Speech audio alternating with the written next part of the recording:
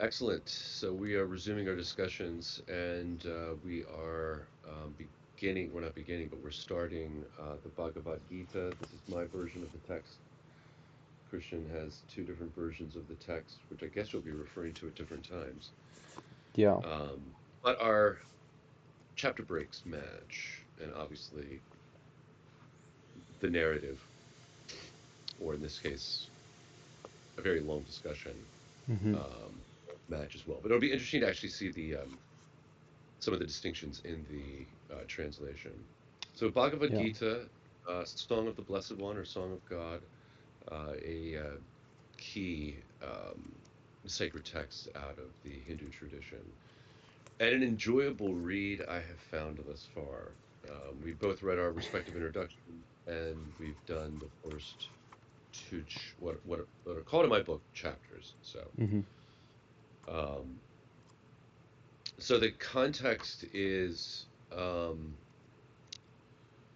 basically, well, the context is Arjuna is being driven into battle by Krishna, actually. So Krishna is actually driving the chariot into battle.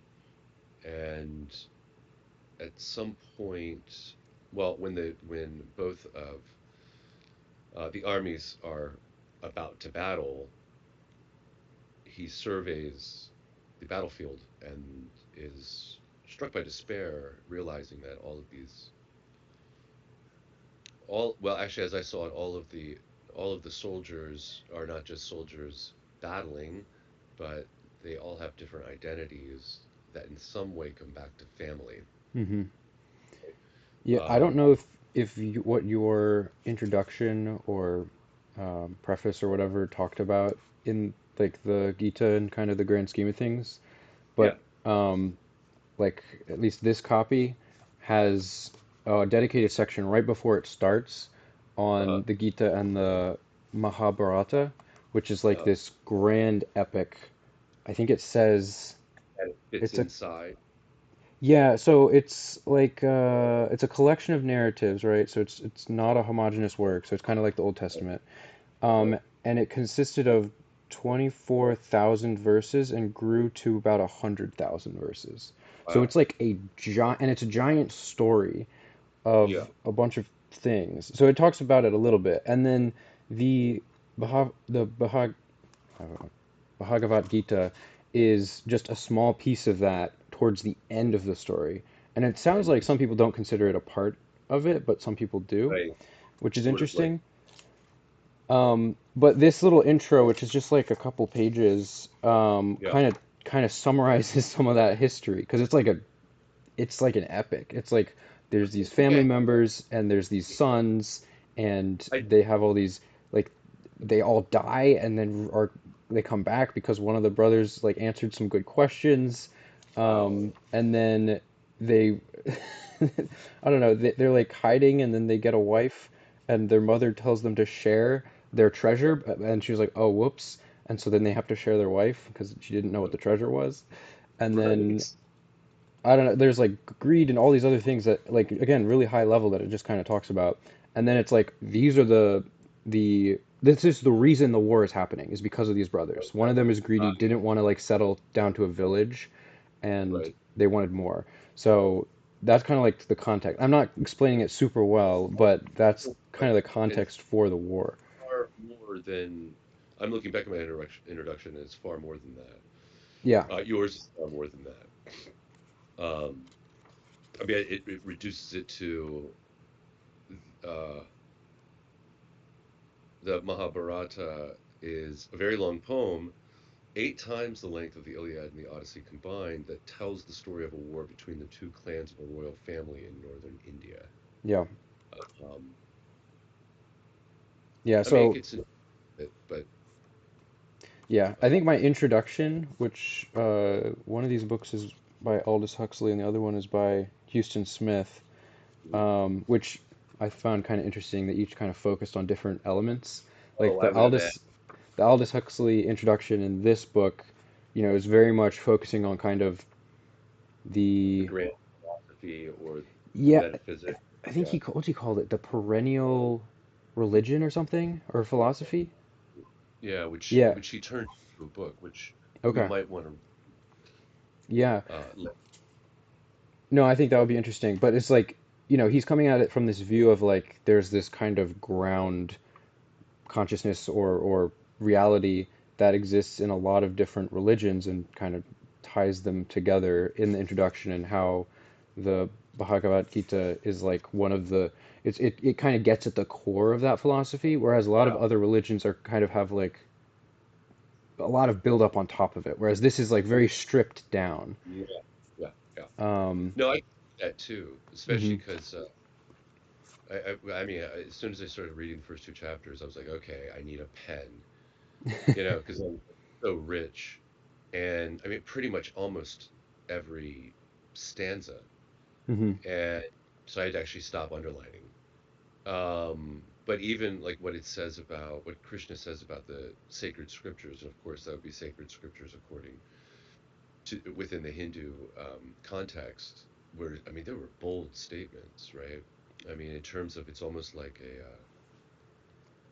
well, we can get into it later, but I'm keying off of what you're saying about you find this in other religions, this perennial philosophy, but Mhm. maybe more texts like this, where it's sort of writ clearly Yeah. as opposed to other religions where you have all of this, this what's the word I want to use, but this, uh, I don't know, it almost reminds me a little bit of like the Vedas, right? Where the Vedas were so focused on, sacrifice and the appropriate way to run a ritual, Mhm. etc.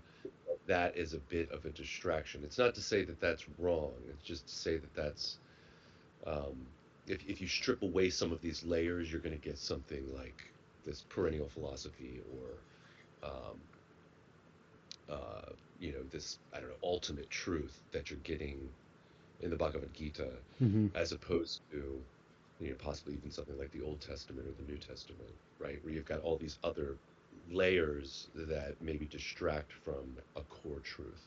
Yeah, and I mean part of that is like you were mentioning, it's very direct and clear, like the Yeah, instructions from Krishna and other things. It's like this is the answer, like this is the yeah, question, and it's like yeah, whoa, and it's kind of obvious. Whereas hmm like if you look at the Bible or other religious texts, it might be more obscured of yeah, like what is the point or what is the exact interpretation or meaning. yeah, Uh, exactly. I'm with you on that. Yeah, it's sort of a clarity in the point that's being made, right? mhm. The Bhagavad Gita sort of nails that. And then there's going to also be other things, and we'll have to discuss this, well, today and then just throughout our journey, is sort of the, I mean, I think at one point Krishna says that in the scripture, in the sacred scriptures, or there is duality within the sacred scriptures. Mhm. And that's a problem, right? Because the duality is an illusion. Separation, this all goes back to the Upanishads, right? Mhm. Separation is an illusion. And uh, and one needs to be careful with that. And it's interesting too, because we go back to this. I mean, this is like totally a monistic text. Everything is one. It is Yeah. monism through and through, you know. And then you compare it to the Judeo-Christian Islamic tradition, and it's like unless, and we'll find this in the mystical edges of those world religions. Mhm. I don't know that I have one for Christianity in our list, but I do have one for both Judaism and Islam, Okay. the uh, the mystical side. But the mainstream seem to create this duality between creator and creature, Mhm. and that that becomes sort of a metaphysical puzzle that we have to sort of tease out as we read these texts in terms of like where do we stand on it, Sure. because this is, I mean, just even in the first couple of chapters, it's monism, monism, monism, monism, not not dualism, Mhm. you know, atomism or some other separations. Um, Yeah. so um, no, I it's it's a very rich text. I will say this. This was so I had a little like lead up. I guess you have it as well in chapter one. Um, So, are you talking there's a about little like before the introduction, chapter? Yeah. right? There's an introduction before the conversation. Do you have that? Between, oh my goodness, it's a big name. Is it It, yeah, Dhritarashtra and and uh, Sanjaya? Sanya, yeah, Sanyaya. So I think it's J. I think because they have the Y as the yes Jaya? sound. Okay, Sanjaya. I think. We can double check. So yeah, I actually want to mention one thing before. sure. So I think so I mentioned the Aldous Huxley introduction. The other book that I have has the Euston Smith introduction, which again is the overarching book that we're reading on religion. Um, and it focused more on the things that we've already read about of Huh, like the yogas, like right, and the caste system. So he was talking more about kind of Indian history in his introduction and how the Gita kind of played a role in it. Whereas like the Aldous Huxley one was more of like comparing it to other religions, which I right. found was interesting. So I read both chapters in both just to kind of get the feel for each. Yeah, Um, so in this book, it goes straight from the introduction and just jumps into the story, and it has the same characters that you're talking about in the right. at the beginning. What's interesting about this translation, which is by Barbara Stoller Miller, is it kind of follows the original in that it's trying to be poetic. So Okay, it is written in four-line stanzas, and then in some okay, cases 8 lines because that's how it was. Um, so it's written like that, but it's still pretty readable. yeah. Um, this translation, which With a the rhyme scheme or no? not like Okay. no, not really. Right. It's not like the original because the original Yeah. had like a certain number of syllables for each Got one, it. and we can't really do that in a translation. But it captures they both capture like the essence of what is said, and I'm sure Sure. yours does as well. Whereas this one, which the translators both have, or one of them has an Indian name, so it's Swami Prabhavananda and Christopher Isherwood. In this one, they don't follow that stanza. They just kind of break it at whatever paragraph structure they want, it seems. Um, Got it. but when I was reading it, and maybe this is because I read it in the morning and not at night, I felt like it made more sense. Um, Yeah. but what I did like is that at the beginning of this translation, it starts with that first character. Well, actually, right Right. before that, it says that's like the only line of this character. Yes. Dhritarashtra like asks Yes. this question, and then it's Yep. an entire narration from Sanjaya about Yeah. the battle, and that's the rest of Exactly. the Gita. So that was not explained in the other one. I was just kind of like, what are these characters? I don't really know Yeah. anything about them. But in this one, it kind of said like, oh, this is what's happening. All the rest of the verses describe what they see because Dhritarashtra is blind and cannot see the battle. Right. Um, and Got then it. I also think that this translation kind of cut out some of there's like a genealogy kind of section at the beginning I do um, have that. that this book cut out. It's like it's not important. And I was just kind of Uh, reading it in the other one and lost. It's kind of like right. when you're No. reading the Old Testament and you're like, oh, Well, a bunch of names. it's pretty much like it's well, depending on how you break it down, it's about two paragraphs in mine or 2 pages, Hmm. depending. You know, Yeah. before before he introduces Arjuna. So yeah, no, I noticed the same thing. I was like, okay, right. Okay, It this one was sounds like longer.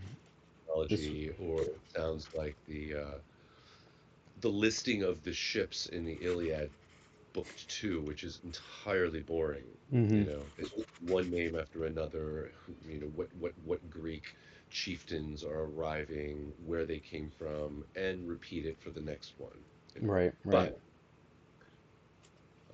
But well done, well done, and also doing your homework in terms of like bouncing between two books. A Yeah, plus. I just wanted to I wanted to get the feel for how they read.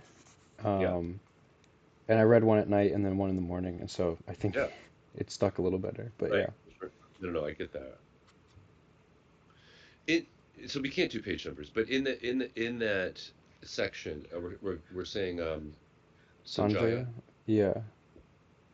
In that toward the after that genealogy, I have Arjuna saw them saw them standing there, fathers, grandfathers, teachers, uncles, brothers, sons, grandsons, fathers-in-law, and friends, kinsmen on both sides, each side arrayed against the other. And then, in despair, overwhelmed with pity, he said, as I see my own kinsmen gathered here, eager to fight, my legs weaken, my mouth dries, my body trembles, my hair stands on end, my skin burns. The bow of Gandiva drops from my hand. I am beside myself. My mind reels. I see evil omens, Krishna. No good can come from killing my own kinsmen in battle. Um, so that sets the stage for the discussion, Hmm. right? You probably found your own version of that as I was reading. Maybe did Yeah. you find that? Yeah. Um, so that's right. That's the conflict. So we've got Arjuna here. That's not just a um, sort of not just sort of like the ultimate soldier that says, okay, here's a battle. I'm going to do my duty. I'm going to enter the battle. I'm going to fight for victory, etc. Because it also seems like the other clan, well, depending on the perspective, Arjuna sees them as the aggressors. So in other words, Yeah. it might be unethical if whatever. If it is the case they are aggressors, then there might be an ethical imperative for him, right, to to join battle based on sort of like a just war theory, right? If they are the aggressors. Yeah, and I think it was I don't know if it was explained in the text or in the introduction before, but Arjuna's army is much bigger.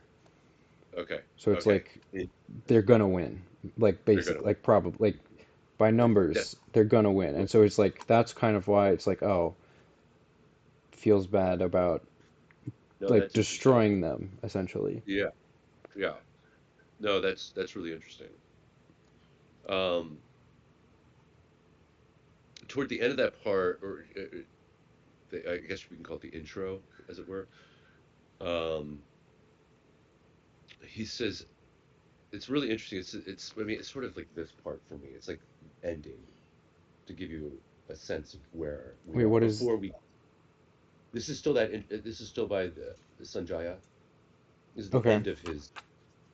Um, but he says evil Okay. will cling to us if we kill them, even though they are the aggressors, and it would be unworthy for us to kill our own kinsmen. How could we be happy if we did?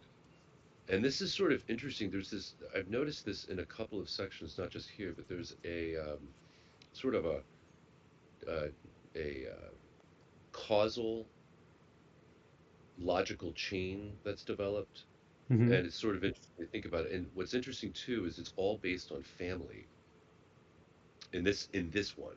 Yeah. So he says, unworthy of us to kill our own kinsmen, how could we be happy if we did? Because their minds are overpowered by greed. They see no harm in destroying the family.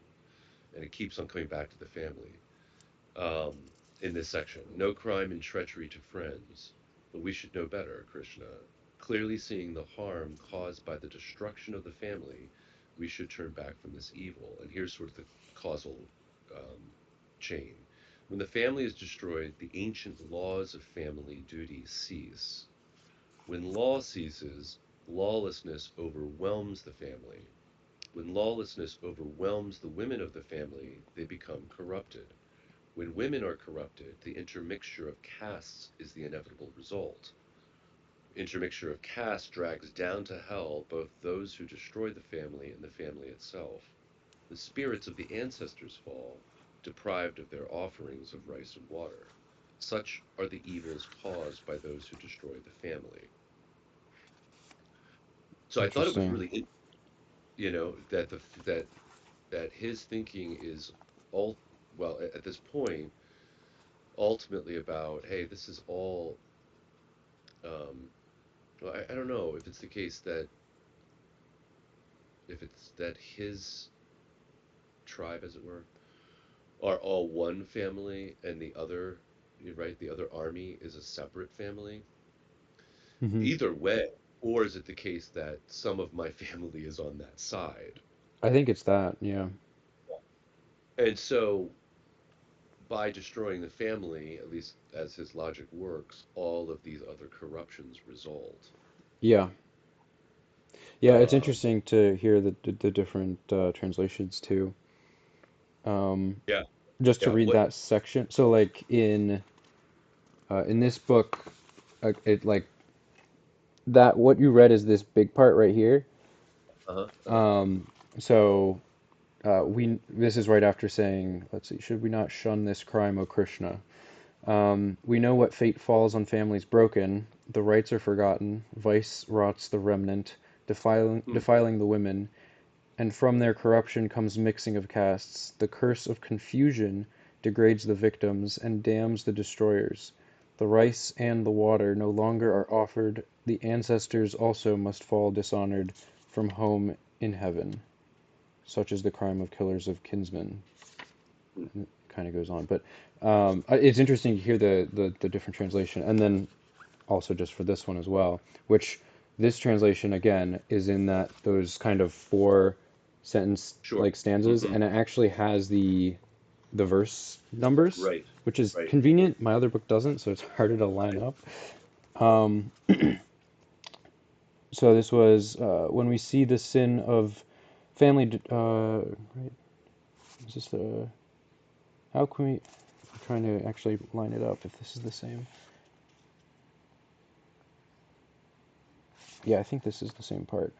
How can we ignore the wisdom of turning from this evil when we see the sin of family destruction, Krishna? So I think sin of, yeah, I think Sure. that's the same word. Um, in overwhelming chaos, Krishna, women of the family are corrupted, and when women are corrupted, disorder is born in society. This discord drags the violators and the family itself to hell, for ancestors fall when rites of offering rice and water lapse. The sin of men who violate the family create disorder in society that undermines the constant laws of caste and family duty. Krishna, we have heard that a place in hell is reserved for men who undermine family duties. It's like it's interesting to hear the kind of three different It translations. is actually it is because in part that one like cut out castes entirely because Yeah, it I'm talks about wondering if that you is can if it's you could shuffled around. but it says you're talking about I forget the exact wording, but it was something about disrupting society. Okay, so it does say cast once, but yeah, it says the sins of men who violate the family create disorder in society that undermines the constant laws of caste and family duty. So it's mentioned in there, but it's not quite the same. Yeah, I Like, mean, the intermixture of castes is the inevitable result. This is when women are yeah, corrupted. yeah, The intermix Then it continues, intermixture of caste drags down to hell both those who destroy the family and the family itself. yeah. So I think So there's a chaos overwhelms the family. Interesting. Yeah, I think what's interesting here too is that Arjuna's point um is it covers both worlds. It covers the spiritual world and this world, mm, right? And by the way, it's the family spread between both worlds, so it's not just the family members that will die, right? right. But it's also the family members that have already died, Mm-hmm. so in some way, this action, as he sees it, before Krishna responds, this action, as he sees it, has both this world and the next world's ramifications, which is interesting to think about. Yeah, for sure. Right. Right. It's this. I think all of our texts have something like the spirit of the ancestors fall or are touched or, excuse me, affected by this in some way. Yeah,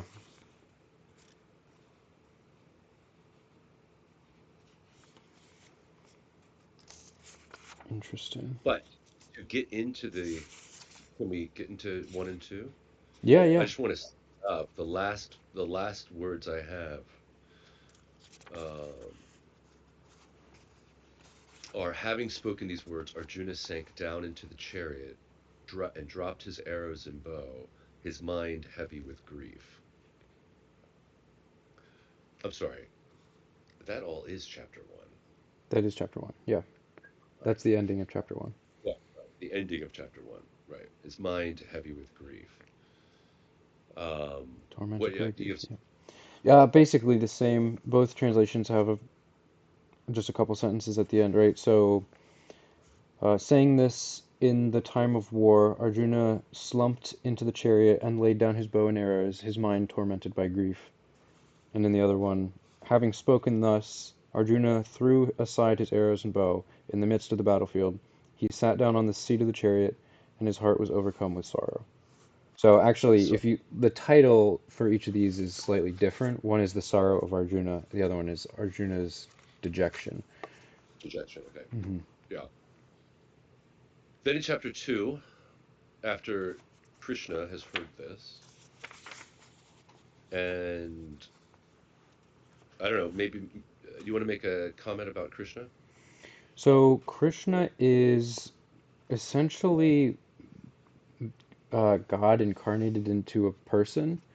Yeah. Um, and I actually had an interesting introduction about that because Yeah. Arjuna, over the course of the epic, forgets it, like Krishna makes Arjuna forget that he is a god, and he just treats him Interesting. like a friend. But then he Right. learns that he's a god, and he's like, "Oh, I shouldn't be treating you this way." It's like apparently like there's that cycle that happens. Sure. But I think in this chapter, he's aware Yeah. that he's Yeah. like a god. Yeah, I Um, think so. Especially given what Krishna says, yeah, right? yeah. Right. Um, Uh, what I have at the beginning here, by the way, my chapter is entitled The Practice of Yoga. Did you get a y- chapter title or no? yeah, I get the yoga of knowledge and Okay. philosophy and spiritual discipline. Okay. I'm guessing philosophy and spiritual discipline is the one from Aldous Huxley, Uh, the one he introduced. Or, No, it's actually not the one he oh, okay. introduced. Yeah, They use it. yeah. So I have, as Arjuna sat there, overwhelmed with pity, desperate, tears streaming from his eyes, Krishna spoke these words to him, which seems important to hear what the initial response is before he elaborates. Why this timidity, Arjuna, at a time of crisis? It is unworthy of a noble mind. It is shameful and does not lead to heaven. This cowardice is beneath you, Arjuna. Do not give in to it. Shake off your weakness. Stand up now like a man. Yeah. Banish this petty weakness from your heart. Yeah. Shake off this cowardice. Stand up. Yeah. So, and then Arjuna sort of goes back to his point, right? Um, so Krishna's initial response is fight. It's your duty. Be a man. Don't be a coward. And Yeah. then Arjuna goes back to the point that we already raised about, um, uh, well, It's a little different. There's a little more it texture is. added here. He's not really adding the family bit I saw, right? Yeah, I mean, Because he he's starts talking, with it, right? yeah. The Bhisma Well, and he the says Drona. arrows through Bhishma and Drona, who deserve my reverence. Um, and then at least my version has it refers to them as honored teachers. Noble and ancient, worthy of the deepest reverence. How can I fight against Bhishma and Drona when they deserve my worship? Wow. Uh, Yeah, I mean, okay. yeah, I mean, yeah. I mean, let's put it this way. He still goes back to the point of I shouldn't be killing these people, Yeah. right? Maybe not so much with the family focus, right? Because we're not sure who these individuals are. Um, but the next line he said Arjuna is like, I'm weighed down by pity, Krishna. My mind is utterly confused. Tell me where my duty lies. Which path should I take? I am your pupil. I beg for your instruction. So in a sense, he's got a quandary, but also he's having an emotional response to it, right? So Hmm. this is not just a logical problem for him, right? He's struck with sorrow, he's struck with grief, and then he is and then he's becoming docile. He's submitting himself then to what Krishna can instruct, right? You've got Hmm. multiple things going on with the character. Yeah, interesting. So like, I don't know how to refer to. I should find a better way to refer to the texts. I'm finding that the one translated by Barbara Stoller Miller with the Houston Smith introduction lines Right. up better to what you're reading. I can kind of follow it. And again, I Sure. think that's partly because it's using these 4 and 8 line stanzas. Right. Um, and then the other one, which I don't know why they don't put the translators' names on the front. It's you have to flip into the page. By Swami and Christopher, introduced by Aldous Huxley, which is more prose. It's kind of like they decided where to break it up, right? And I think Right. they might have switched things a little bit just to make it flow better. Like I think Sure. in that one paragraph that I had read before with going through the family and the cast and all that, the order might have been a little bit switched.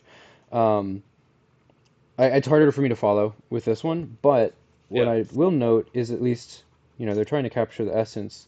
What it says here is, how can I greet them with arrows in battle? If I kill them, how can I ever enjoy my wealth or any other pleasure? It will Hmm. it will all be cursed with blood guilt. I would much rather spare them than and eat the bread of a beggar. Yeah. Which is interesting that it's like he brings in enjoy my wealth and any other pleasure into that. Where I don't really see the same reasoning, not I quite. mine's similar. If I killed them, all my earthly pleasures would be smeared with blood. Okay. Yeah, like it is better to this one says is it is better in this world to beg for scraps of food than to eat meals smeared with the blood of elders I killed at the height of their power while their goals were still desires. That kind of hits different while their goals were still desire. Like that's kind of like a personal thing. Sure. Sure. No, no, no. I get you. I get you. But yeah, interesting. So Arjuna closes then with, having spoken thus to Krishna, Arjuna said, I will not fight, and fell silent. Hmm. As Arjuna sat there, downcast between the two armies, Krishna smiled at him, which is also an interesting piece, then spoke these words. And I'll just read the first two stanzas. The blessed Lord said, although you mean well, Arjuna, your sorrow is sheer delusion. Wise men do not grieve for the dead or for the living. Never was there a time when I did not exist, or you, or these kings, nor will there come a time when we cease to be. Hmm. Um, and before we get into maybe differences in translations, I think it's interesting. Um, sorry, we all got sick in Tahoe, so um, anyway, All good. um, hence the coughing.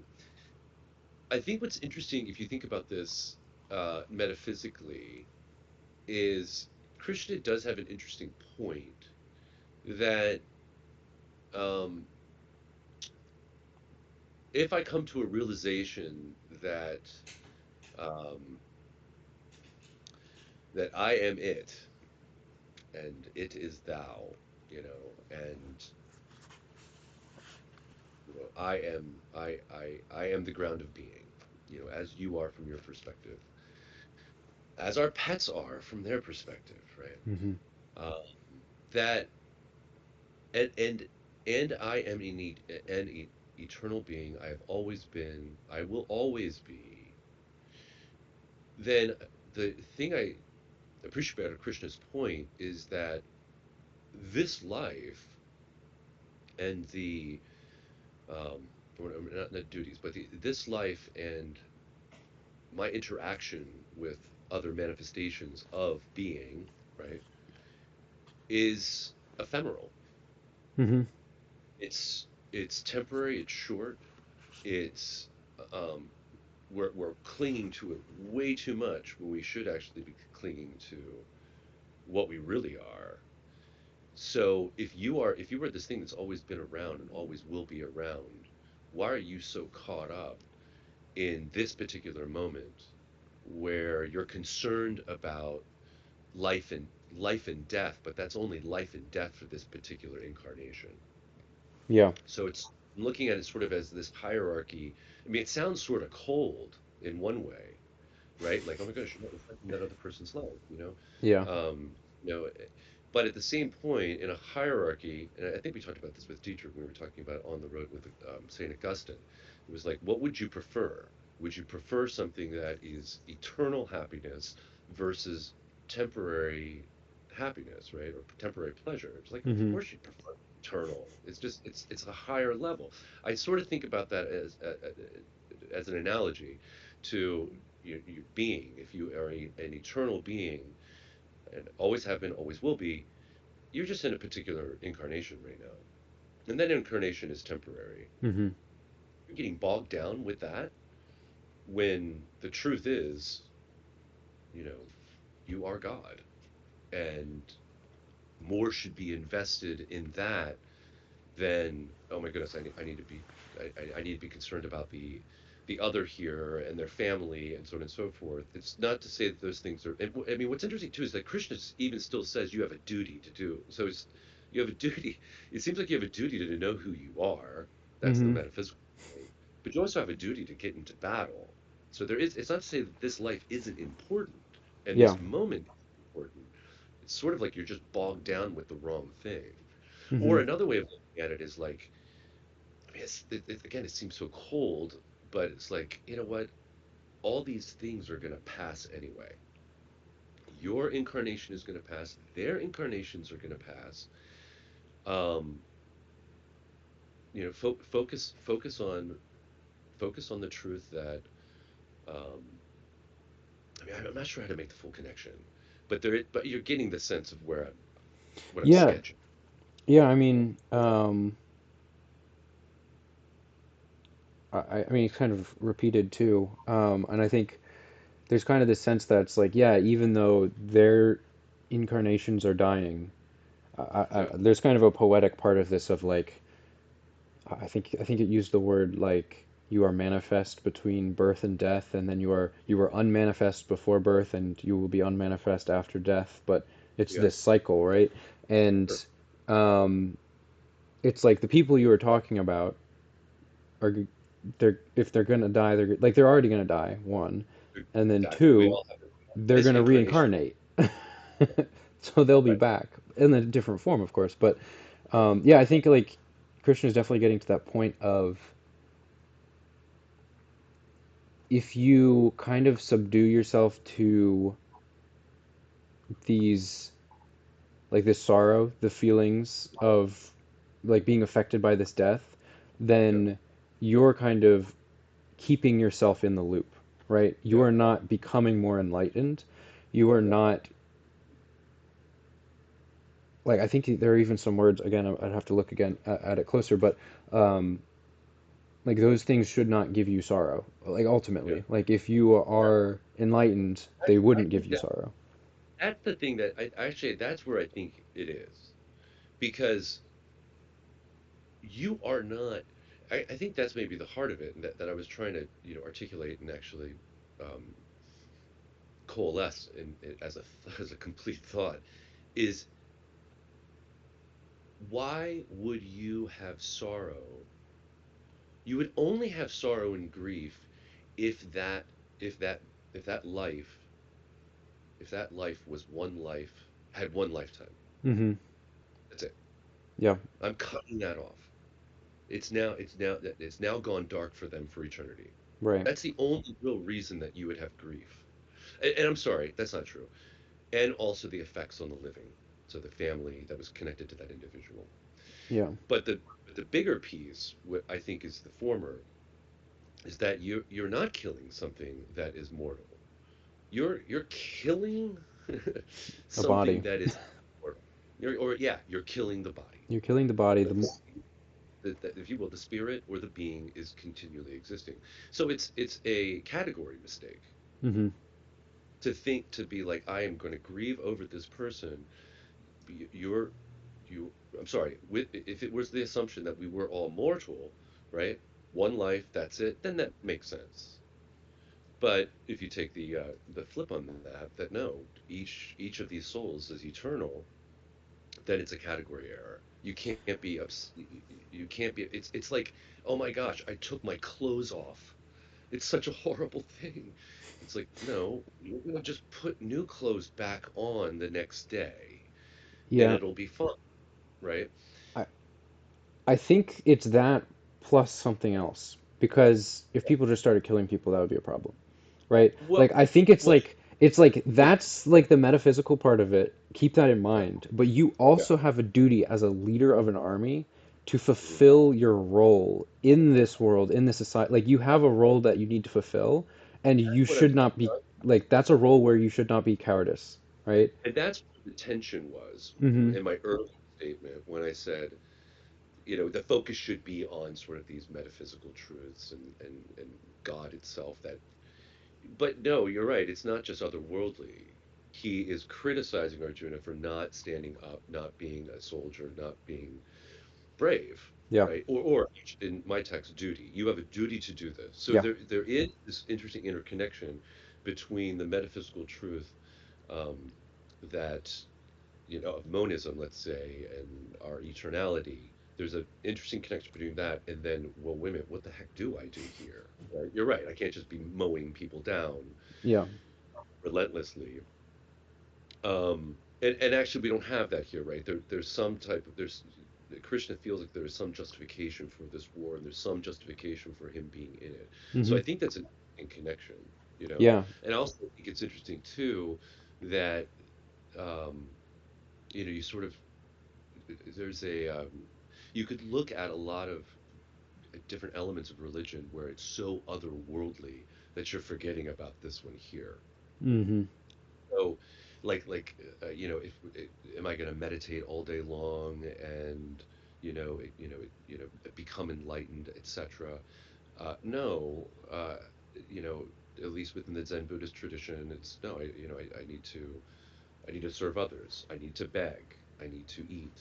I need to clean my bowl with care. Mm-hmm. I need to take care of the monastery, whatever it might be. Or if you're a husband or wife, then you have yet another set of duties that the monk doesn't have. So I think it's a good thing to point out. Mm-hmm. There's got to be some interconnection between enlightenment and the dictates, as it were, of enlightenment, which in this case is why are you worrying about the living and the dead, Yeah. and then our role here and now. You with me? Yeah. Which is interesting to think about, you know. Absolutely. Um, so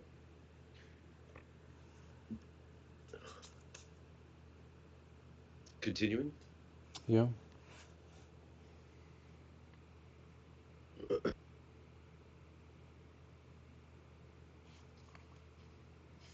Um, I mean, yeah, we get some elements here of like in the next passage about the body, right? yeah, I think Just as mine just says as like itself passes through childhood, youth, and old age, so after death it passes to another body. mhm.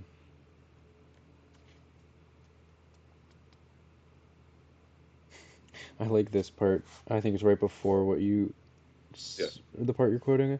At least in my Uh-huh. translation, what it says is some say this Atman is slain, and others call it the Slayer. They know nothing. How can it slay? How can it slay, or who shall slay it? And then, of course, they're adding a footnote for Atman, which is the Godhead that is within every being, right? Mhm. Um, but I don't know. This is also kind of getting to that point, like of monism, in that the Atman is the both the Slayer and the slayed. Yeah. It's Atman it's is Brahma. yeah, it's the receiver of the war. Like it is on both sides of the war, essentially. Yeah. Yeah. Yeah.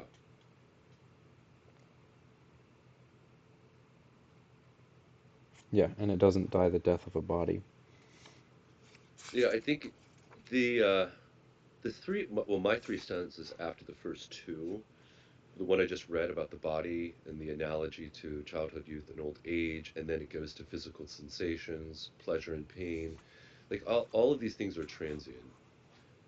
Hmm. And I think what's interesting too is, I mean, he says, they come and go, so bear them patiently, right? And that's an interesting, if you will, sort of like virtue, as it were, right? Like all of this stuff passes.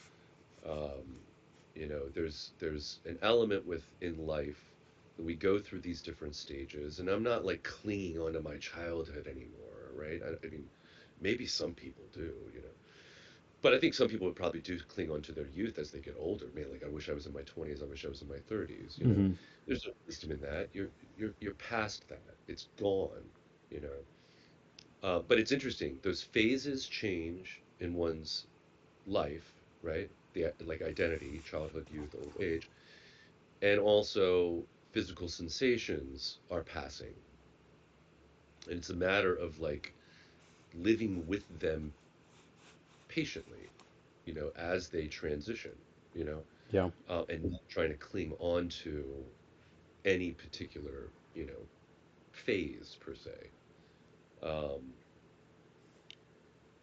and it goes back. This goes just to some Upanishad stuff. Only the man who is unmoved by any sensations, the wise man indifferent to pleasure to pain, is fit for becoming deathless. So it makes me think about like, oh my gosh, I mean, just how we react to sensations of any sort. The car horn honking, um, uh, someone saying something in a sharp tone, someone saying something in a pleasant tone. It doesn't matter what it is, because Hmm. that's another theme through here too, where it's sort of like, don't cling to the pleasure, don't cling to the pain. You know that it's you. It seems like there's this element of like, see that it's passing, and in so seeing that it's passing, it's not to say that like get rid of it, but almost uh, like live with it, and it will pass, and there'll be a transition, and you'll have another sort of moment in this lifetime, and you sort of embrace that as well. Hmm. I think it reminds me of some of the meditation, sort of like meditation 101, like pract or instructions about, don't you're letting. I remember there was this one. I think it was called like Everyday Zen. I think it was one of the first books that I read Hmm. on Zen Buddhism and Zen meditation, and it was really interesting. She was like, when you're sitting to meditate, um, let it all just come by. So you're going to have all the negative thoughts, and you'll have all the positive thoughts, and they might be, intermingled. Just let them go by. And she was like, imagine you're actually just watching traffic. You're not judging the cars as they go by. You're like, okay, there's a Volkswagen and now it's gone, and there's an SUV and now it's gone. But you're not judging anything, because and I've heard this in a lot of different texts, is that when you try to avoid the negative thought, then the negative thought just keeps on knocking. Hmm. Hmm. So when I was reading this, I was like, really thinking about that, like all the different sensations. And I wasn't even thinking. I was actually doing this in Tahoe when we were snowed in, and I was reading this and then taking a nap and then just thinking about it.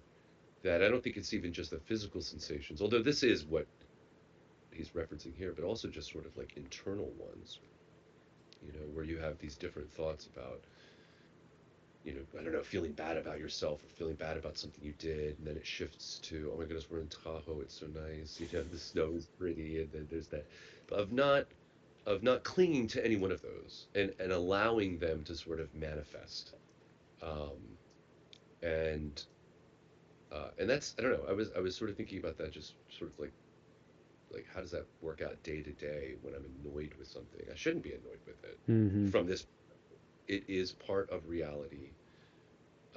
It's not to say that I can't judge it, like if a kid's doing something wrong, right?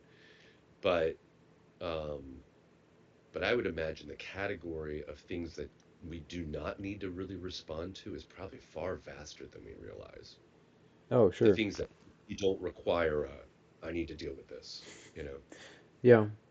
I mean, it makes me think of the Stoic. philosophy of base. I think they called it contemplation of change. Hmm. Of like, I mean, essentially what you're saying is everything is always changing. So if you put your mind to that fact, then Yeah. it's kind of a way to, if you, yeah, then it's kind of a way to like just pass it by because it's just going to change. Yeah. Like that's the only constant in in the life Yeah. that we know. Um, and And I it's actually different. think, yeah. It's different from their other kind of philosophies of, so there's contemplation of change, but then there's also like, um, what's the right word? There's another phrase, but it's like essentially contemplation of the whole, which Hmm. is kind of like zooming out and being like, oh, I'm just like one person out of 8 billion. Yeah. And Totally. Totally. what is me spilling milk on the floor have like why is this frustrating? Like there are bigger problems. Like Yeah. it's just a different way to frame Totally. your life because like Yeah. I mean, one is like, oh, I'm just here and it's like everything is kind of moving by and going What makes me quickly and it's just one instant in think, time. what's the backup one? Yeah. What was Oh, the like second one? I feel The like whole. contemplation is, yeah, I think it's contemplation of the whole. I think that's the right Yeah. phrase. Yeah. See, that one's brilliant too, especially within the Hindu tradition as we're reading about it. And I actually think probably we can connect it to Huxley's perennial philosophy. So I think we'll find it in the Mm-hmm. web. Is the contemplation of the whole is actually brilliant because what it does is it takes you out of your little self, Mm-hmm. and that little self we've built up. It's all about me at some level. Not the the capital S self, right? Mm-hmm. Little fake ego, as it Yeah. were, Yeah.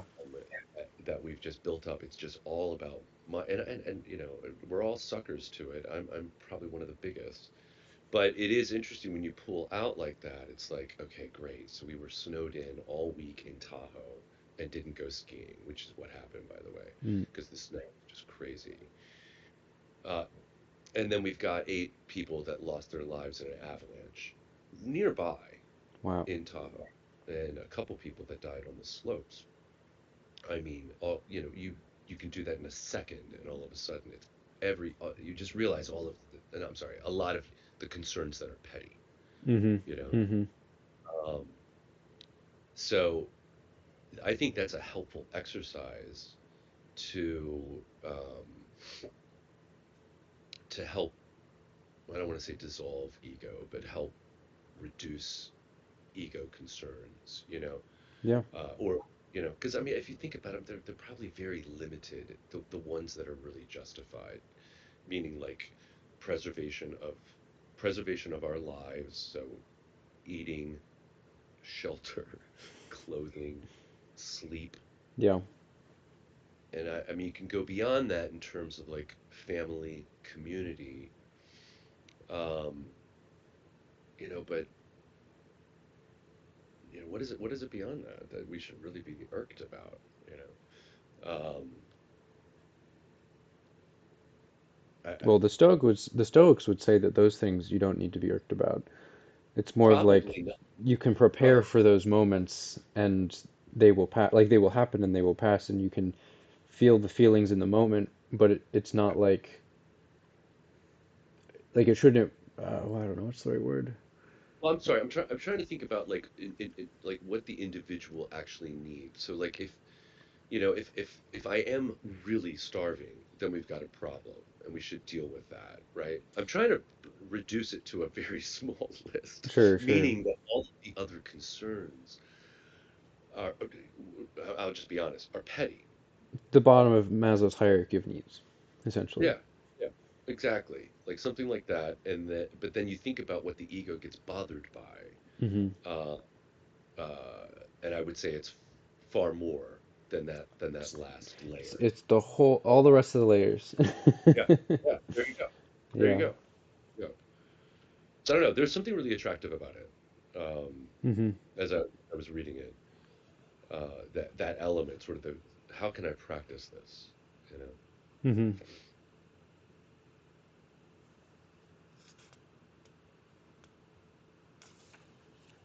It also seems too when we get back to the killing thing. I mean, there are some other good lines here. I just got to repeat the next one. Non-being can never be. Being can never not be. Thank you. I love that. Um, I like this but one. I don't know if, yeah, where it falls with those, but it's written very similarly in both, so I don't know if it matters which one I read, but I'll read this one. Worn out garments are shed by the body, worn out bodies are shed by the dweller within the body.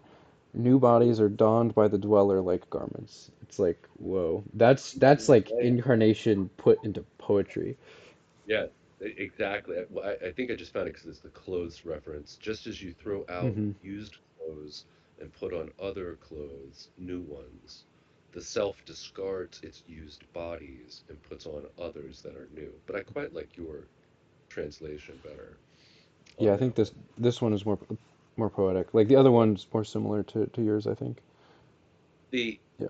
interesting part here too, so it should be around this, just before this, is that Krishna gets back to this other point that we were saying about a category mistake, as it were.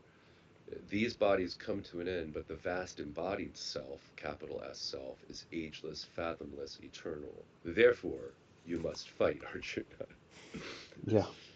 um, Yeah. so it goes back to this. I think I'm right in the category mistake notion, but that's not to say that, as we were talking about, that means you have no duties in the here and now. Yeah. Because I am doing this outside. I'm on low battery, but hey, Okay. um, I'm trying to see. So in Y1 more prose poetic translation, kind of after this and after um can you hold that thought? yeah. I'm sorry. I believe computers.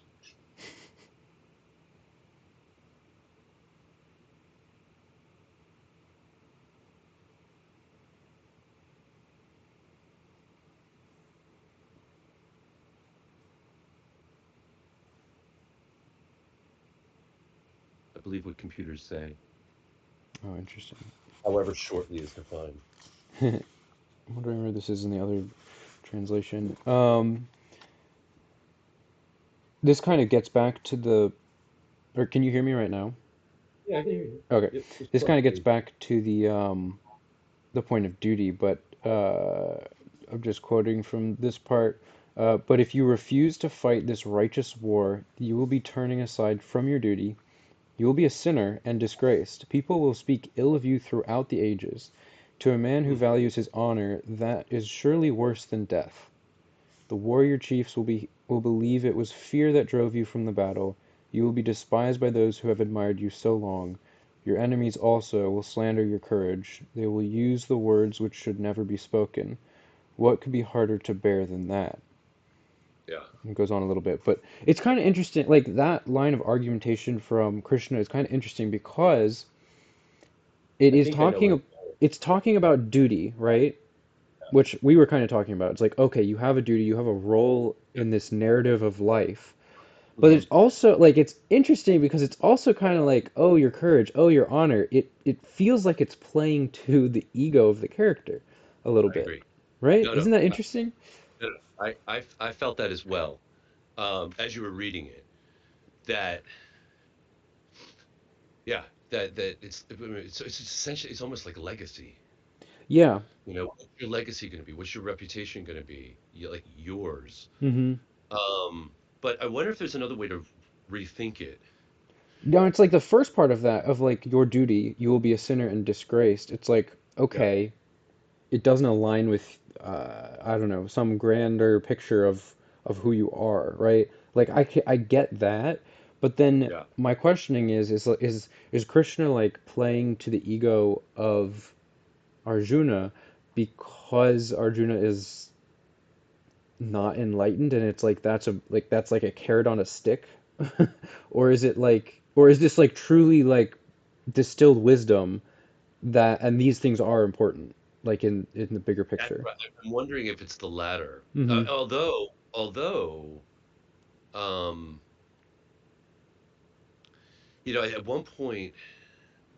at one point, he, I'm paraphrasing. I don't remember the exact. Um, although I probably could find it. But at one point, he says that, um, hold on.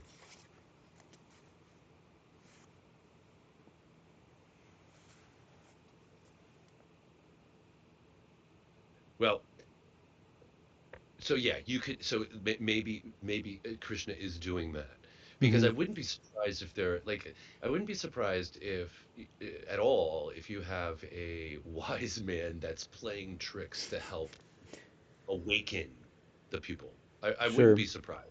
Okay, that's one piece. The other piece is this that I thought about is that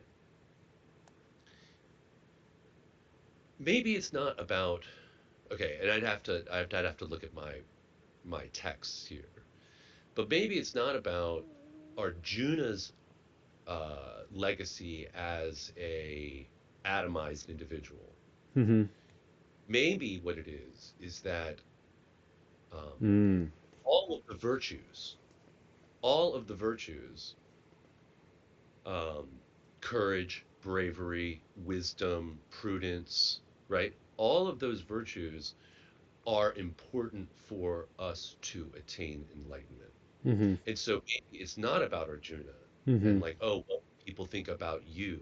Do you want that reputation? Hmm. Is it he is then an exemplar Yeah. and help others attain enlightenment, Yeah. right? Because No. the you know the virtues are just amazing, right? And you find them pretty much everywhere from like pagan Greeks through here into pretty much all religions, right? Hmm. Um, and the practice of those virtues at some level, or you can connect it to this, helps one get over oneself. I mean, Hmm. a great one, temperance, right? Temperance is a great one and one I need to work on. Temperance is great because it's basically saying no, I don't need to eat this right now, or I don't need to smoke this right now, or I don't need to drink this right now. I'm actually I'm not serving self right now for some higher goal, right? We're in the middle of Lent. Um, you know, I think Ramadan too, right? I think.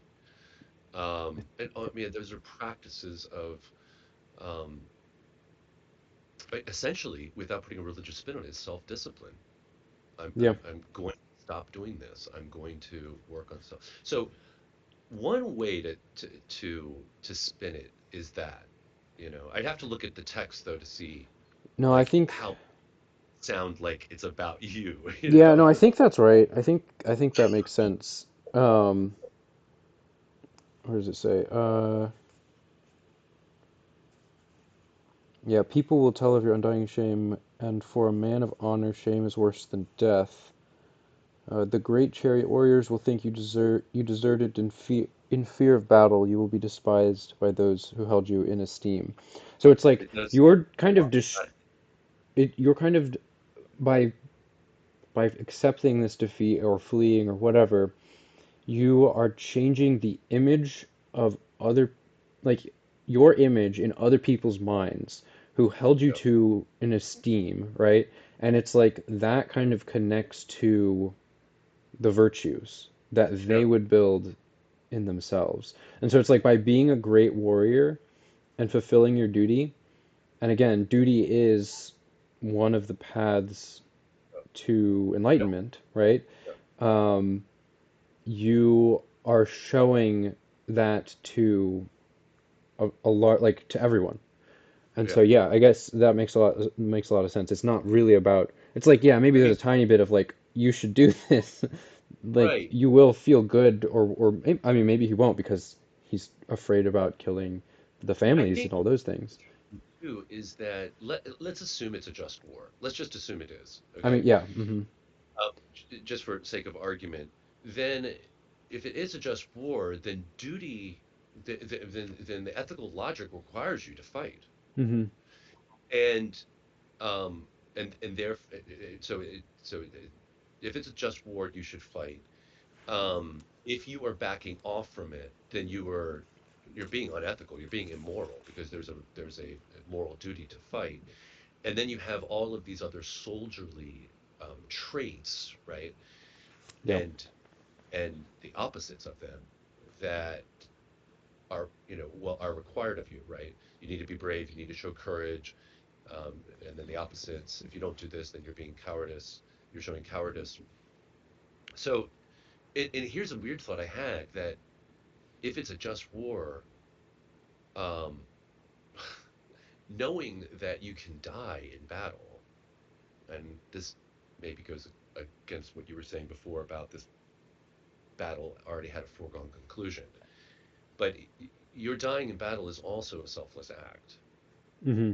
right? So think about like um, any of the wars that you and I would say was just, right, where there was a clear aggressor and then there was a response to it, like the Second World War would probably be an obvious one. Hmm. Then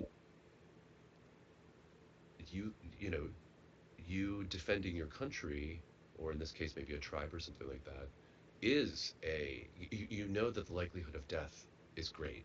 So that means putting yourself into it is also a selfless act. Hmm. Hmm.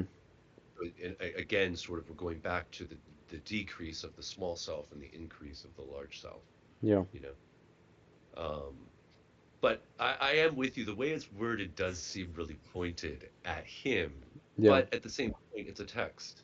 So if we want to see um, cohesion, are there ways to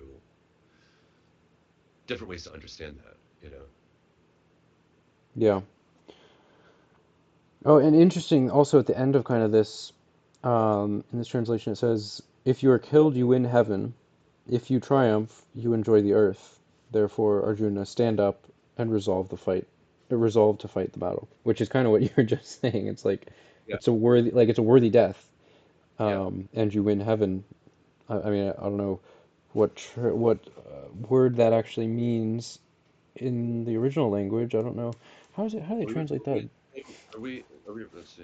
This is like Oh, right after, killed, you gain heaven, yeah, triumph, and you gain triumph, and you gain the earth. Therefore, stand up, Arjuna, steady your mind to fight. all Which, three use by the heaven. way, a point about this is we're getting back to the single-pointed mind of the Upanishads. Hmm. In that section that you just read, therefore stand up, Arjuna. Sorry, after the if you get killed, you gain heaven. Yeah. So there, stand up, Arjuna. Steady your mind to fight. If I can just hit a couple of these, I'm sorry, I'm jumping ahead and I don't know our, but uh, one, two, three, four stanzas.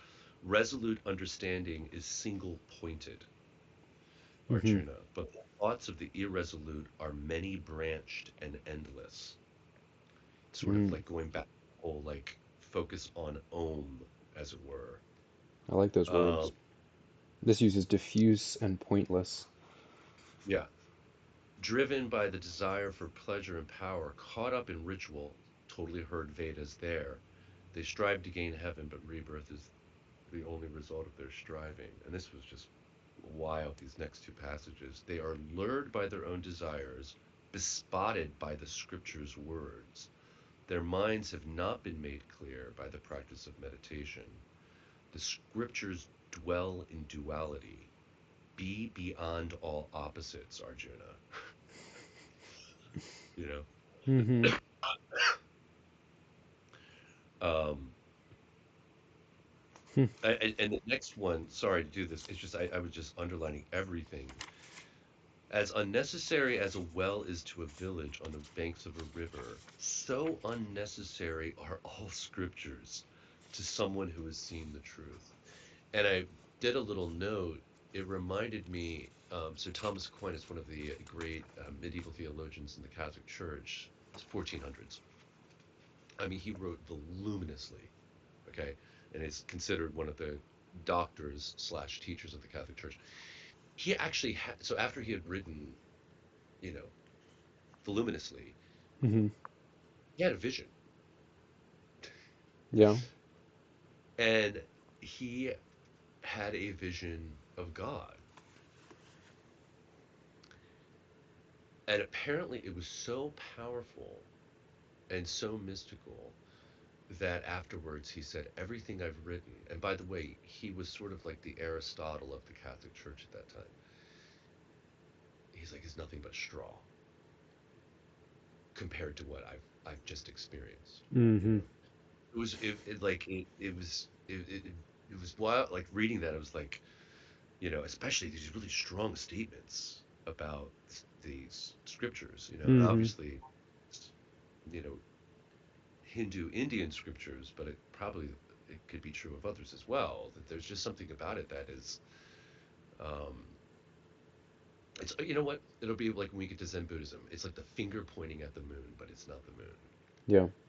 All these words that are somehow like trying to get at it, but they ultimately fail. And then if you have some type of mystical experience, enlightenment, etc. That's why I think within Zen Buddhism they don't actually describe the enlightenment.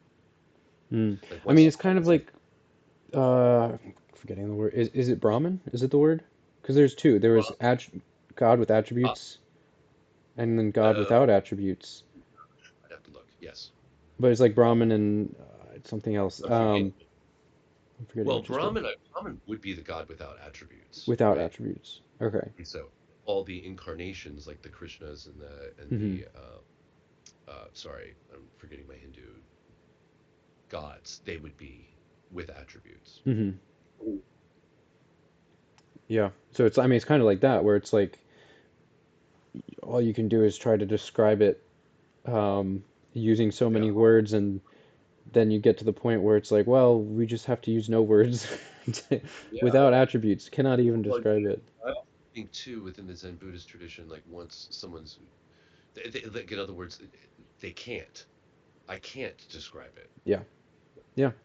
Ineffable. It's only experienced. Mm-hmm. And, and boy, what an experience it was, and can I help you get there? You Mm-hmm. know, but like, I mean, it's not to say that others haven't. The autobiography of a yogi, which by the way I picked up just recently, but And I've you gave me a copy, and I started it. I've not he does finished it. describe it. I think we've mentioned it before in the videos, but Yeah. he does describe it, Mm-hmm. where the master finally taps him and he just sees God streaming through everything in that's around him, through trees and plants and animals, and I imagine it's somewhat psychedelic, Mm-hmm. you know. So with him that wasn't a problem, um, but yeah, I just some of these pieces about like going back to this, I mean, even this line, the equanimity.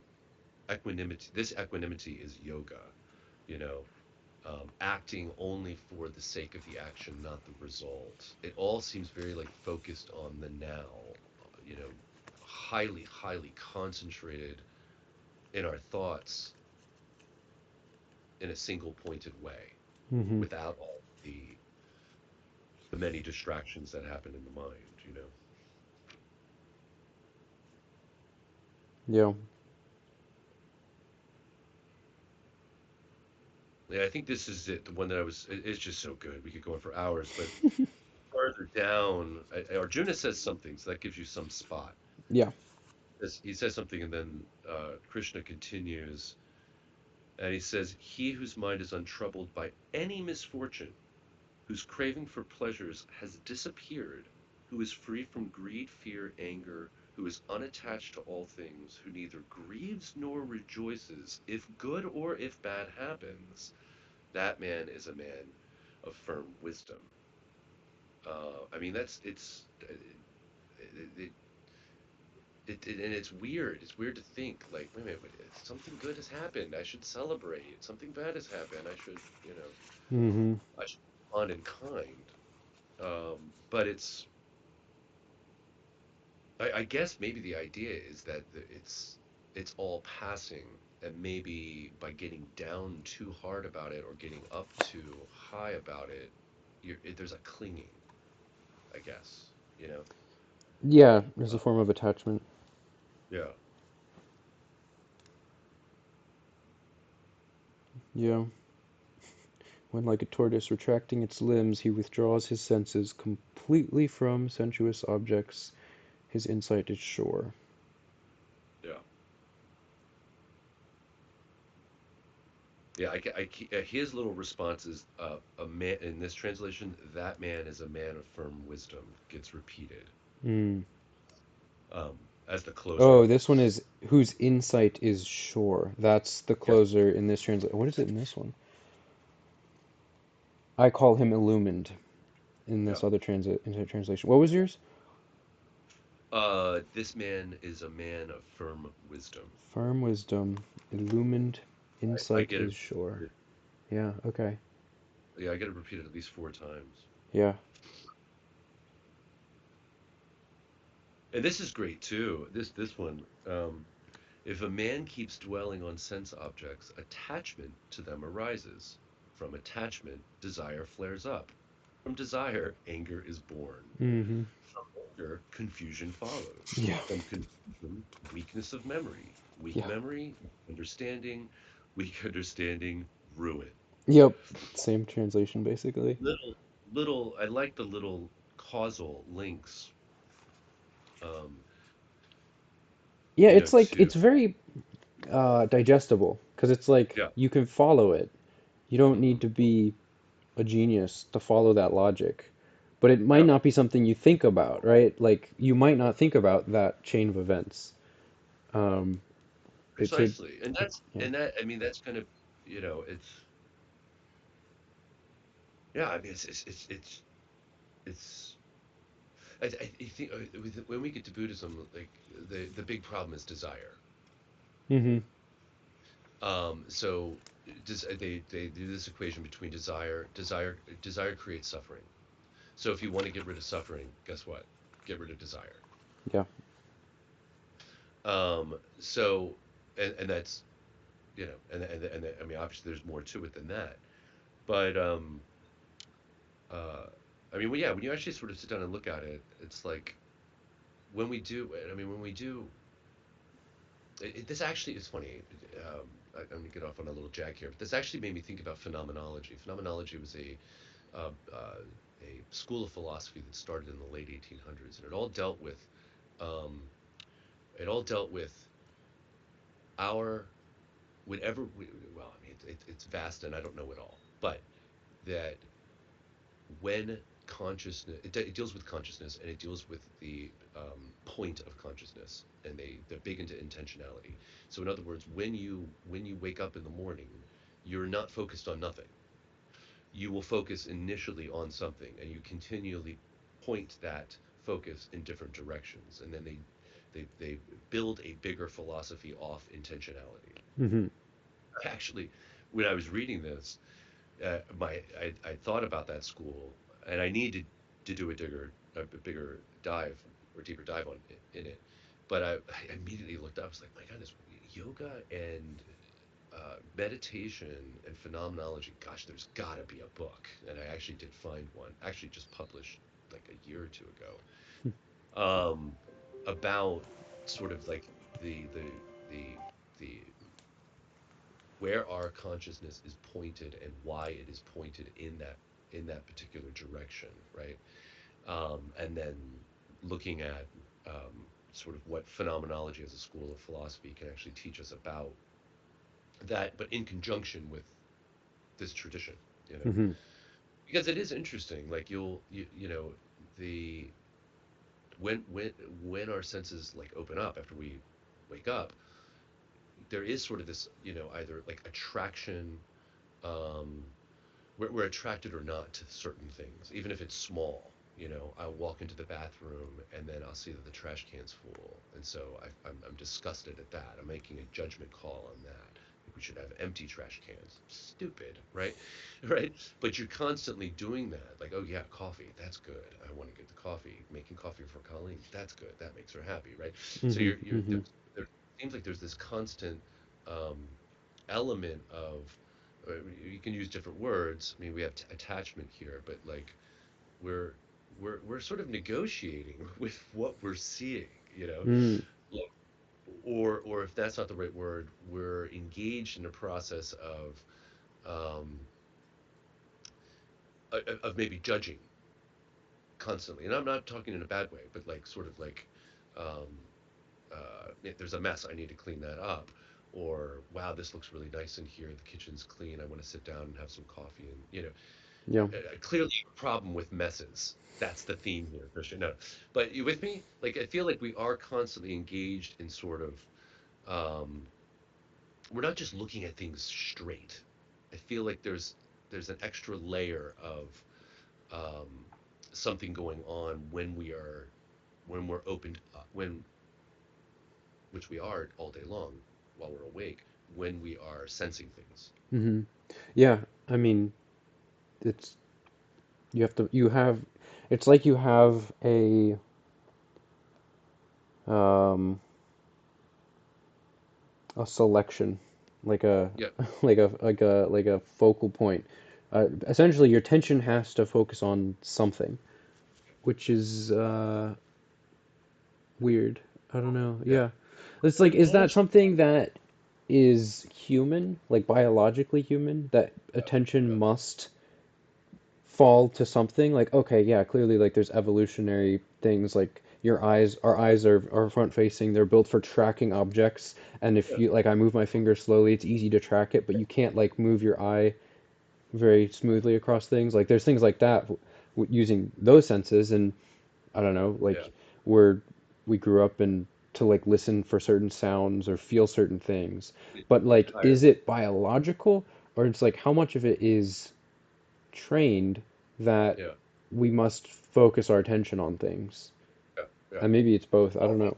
I think it's a bit of both. I Hmm. would imagine it's a bit of both. Like if we lived in a world that was not surrounding us with dopamine and Yeah, advertisements and things yeah, trying to grab our attention, would our attention wander more or yeah. focus less, right? Like, Or, is it or, because we are growing up in a world that is so just trying to grab at us that yeah. like we're constantly focused on things? Or I would say even it would widen, possibly. Sure, yeah, that's kind of what I meant by like unfocused. Yeah. Sure, sure, sure, sure. Because I was thinking about that, like with meditation, what they normally have you do is because of the monkey mind, right? Hmm. They have you focus on something like an om, or the counting of your breath, or just your breath, or sometimes just, a hand on the belly, so you're focusing on the belly because Hmm. it's not the brain. Brain wants to do all the thinking and all that, but then the belly's just dumb, so you're just focused on, so you end up being focused on something, but I think those are training wheels. Hmm. Hmm.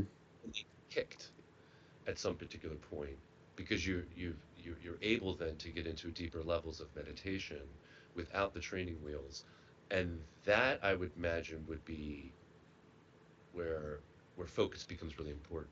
Like it does it broaden? Are you able to take in more? Hmm. Are you able to see beyond you know the color of our closed eyes, as it were, while meditating or something like that? You know, Yeah. um, meditation's the interesting one on this, Hmm. seriously, because, um, even if you're doing an eye open meditation and you're literally just staring at one thing, um, like we did at the BMA when you guys were kids, right, for Yeah. short periods of time. I think after a while, consciousness is taking in a lot more of that surrounding. Even though Hmm. you're focused on one thing, you're settling down the other pieces of your mind, then, and you're experiencing more, maybe, you Hmm. know. But when I've done meditation, and I started a meditation practice this year, and then things changed. Um, but I'd like to get back to it. It was just crazy. I was just doing like 30 minutes, and it was silent. I even got like a meditation pillow, was sitting, and it was like, just brain was just bouncing around. Yeah. And even if I would do like ohms, um, or the first line of the, I'm forgetting his name, Patanjali's, Yoga Sutras. Uh, Mm-hmm. I got one memorized because I had a CD. I still know the tune in the Sanskrit. um, and I can run that quietly without being loud. It's wild how just the brain's like, nope, we're not going to do that. We're going to push out. We're going to push this other stuff, Mm-hmm. and Mm-hmm. because a lot of it's training. Everything's repetition in many ways. So I would be beautiful to like get that practice down and be able to sit down and be like, I'm just experiencing it right now, Yeah.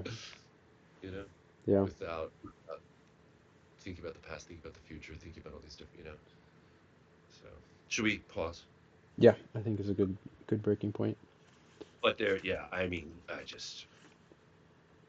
it was, I just couldn't stop marking stuff. I was like, it, 'cause it was powerful. That's why I texted you. I was like, I was hoping you'd say, yeah, we were supposed to go on to three, but I was like, no, I won't read yet. So, Yeah. No. We'll do. I think we'll do three next time. all right.